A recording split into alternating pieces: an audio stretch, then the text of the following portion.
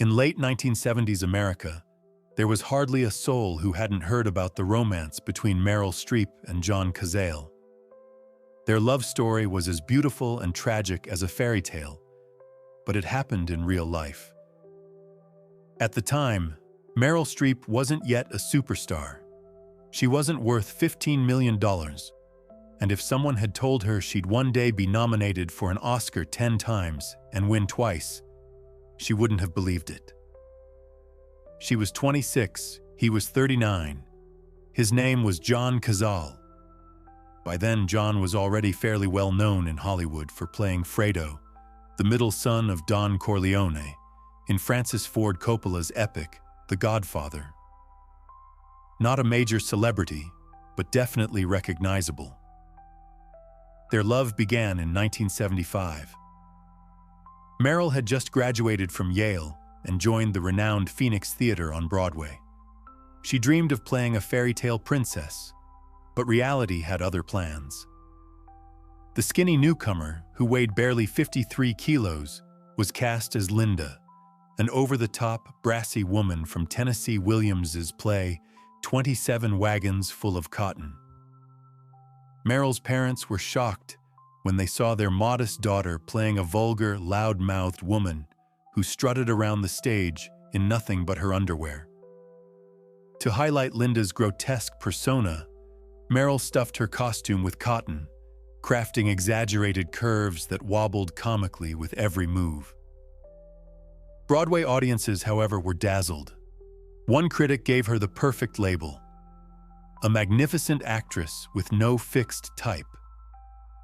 At that time, American theater was producing names that would go on to become global legends, Robert De Niro among them. He happened to be a close friend of John Cazale. These two Italians loved the nightlife, throwing loud parties and shamelessly flirting with women. Next to his charismatic friend, Cazale always seemed to fade into the background, balding early, shy, with a plain face far from traditional leading man looks. Their mutual friends couldn't understand what Meryl and John saw in each other. They were working in the same theater. Most likely, John was drawn to Meryl because she was nothing like the other actresses. She had zero pretension and none of the theatrical flirtiness he couldn't stand. "I think it was that fall we were doing The Cherry Orchard," recalls Robert De Niro.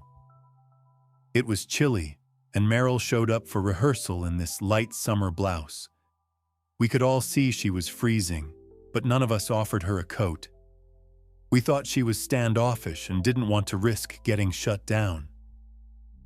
And then, to everyone's surprise, John quietly handed her his thick, warm sweater. Real wool. That's how it all started.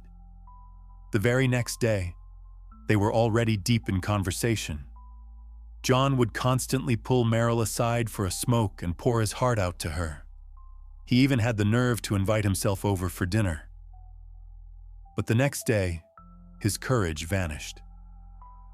While Meryl was busy cooking in her apartment, preparing for their dinner, John sat silently at a restaurant with his friends.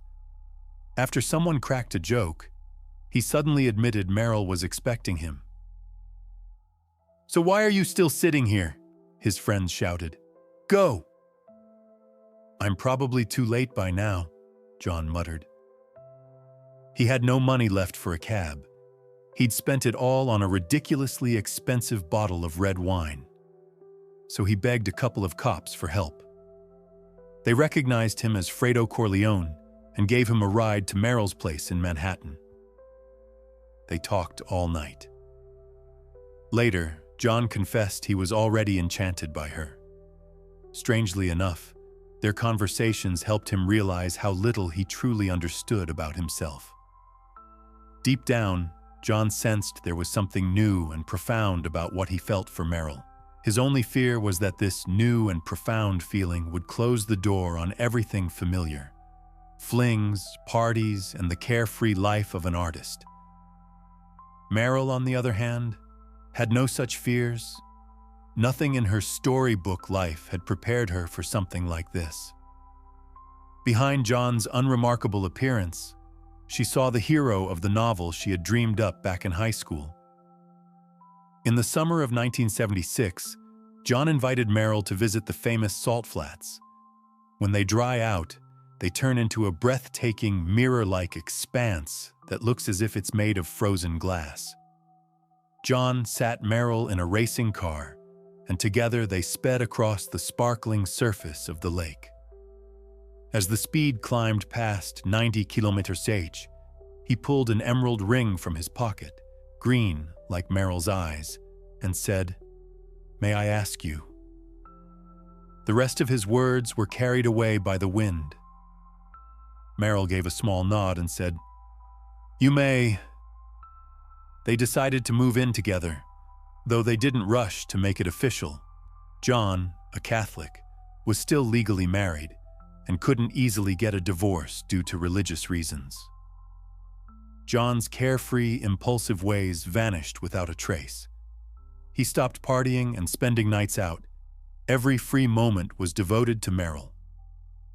They dreamed of having a son. Not long after, Cazale was cast in Michael Cimino's The Deer Hunter, a story about 4 friends who had fought in Vietnam. John persuaded Cimino to give Meryl a role in the film too. But they approached the upcoming project in very different ways. Meryl, ever the dreamer, was building castles in the air. She always had plenty of material for that. She imagined the film's huge success, the fame that awaited them both, and who knows, maybe even an Oscar nomination. John, by contrast, grew dark and irritable.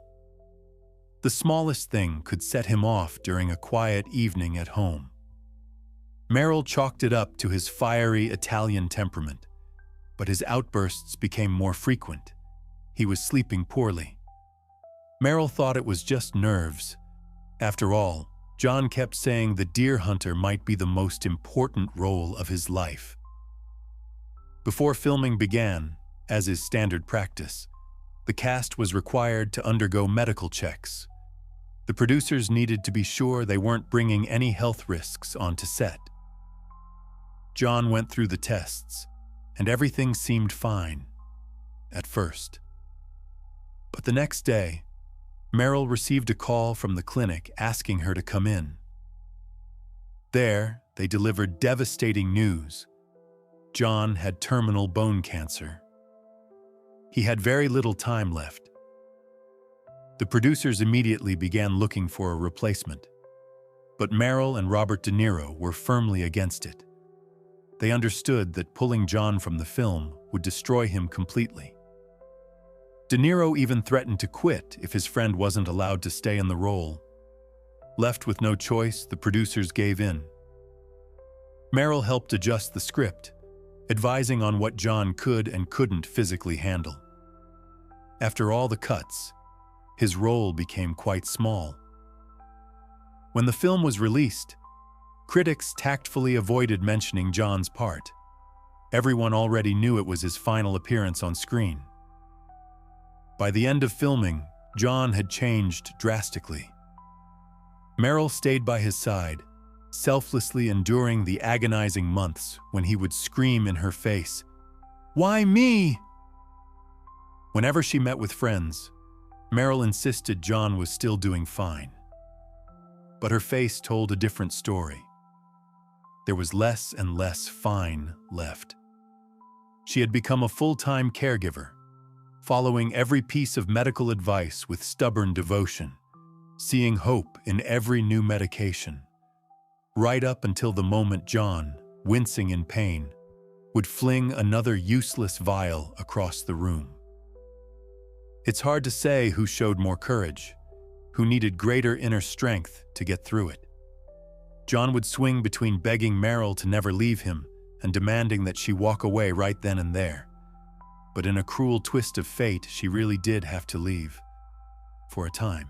Her contract required her to travel to Austria to shoot the TV miniseries Holocaust, about the tragedy of the Jewish people during World War II. While in Austria, Meryl felt helpless. She received daily updates about John's decline, but could do nothing to ease his suffering. As soon as filming ended, she rushed back. A week later, John died in her arms. Meryl Streep went on to win an Emmy for her role in Holocaust, but she grew to genuinely hate the film, calling it a clumsy, foolish fairy tale that had stolen precious time she could have spent with John.